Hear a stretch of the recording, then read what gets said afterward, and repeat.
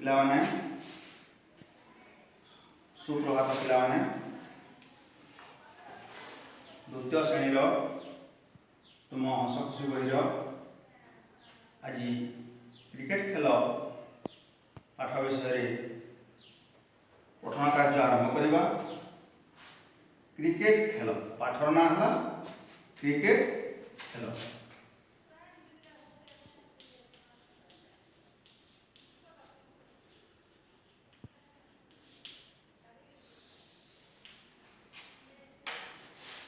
खेल दुई प्रकार थाए, गोटे खेल घर भीतर खेली हुए आ गोटे खेल घर बाहर पड़िया खेलने को पड़े। तो घर भीतर खेलुवा खेल गुड़ाक देख ये लुडु पटी घर भीतर खेलती सांगे ये गुटी गुटी को नहीं लुडु पटी खेला जाए।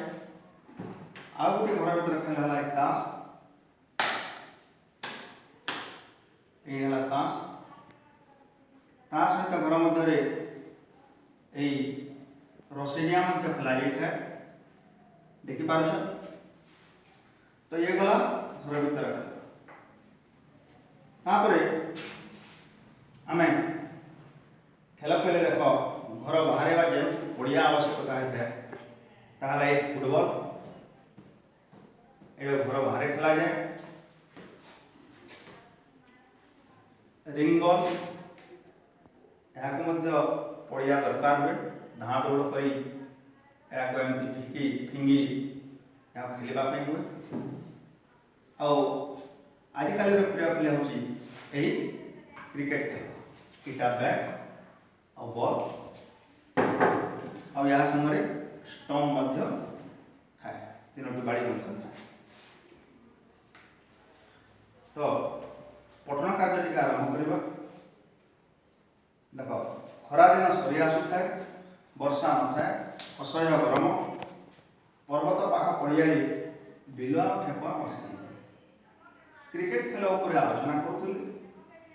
बिलुआ कहला ठेकुआ भाई आम टे क्रिकेट खेल खेलवा ना। ठेकुआ ता कथार हाँ भरला। खेल पूर्व सभाटे बस गात रही मूषा सांप को बिलुआ खबर देला। पथर खल भर रही बाघ भालू को डकागला गछ पड़े शागुआ पेटा काटणा इत्यादि पशुपक्षी। तो ये आम देखा पाऊँ आम पठन कार्य ये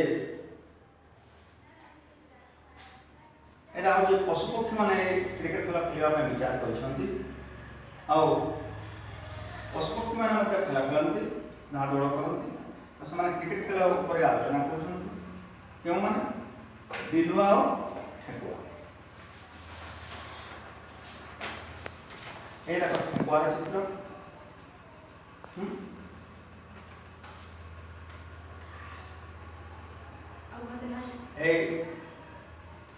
सब हूँ आईटा हूँ बिलुआर चित्र।